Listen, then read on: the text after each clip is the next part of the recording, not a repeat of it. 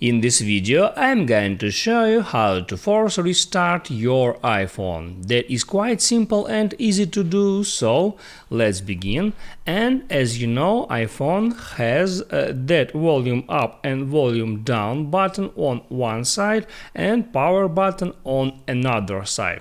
And to be able to force restart your iPhone, I'll show it on iPhone 11. All you have to do is quick press on volume up, then volume down, and then hold down power button. Let's see how it looks like.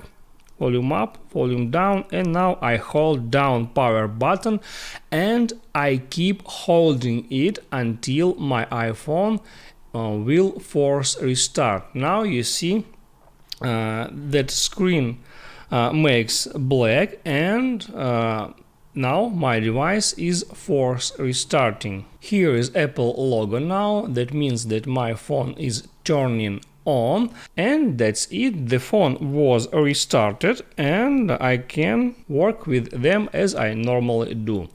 Keep in mind that force restart do not delete any data. That is not hard reset. You can just in that way restart your device. If this video helped you out, don't forget to like and subscribe.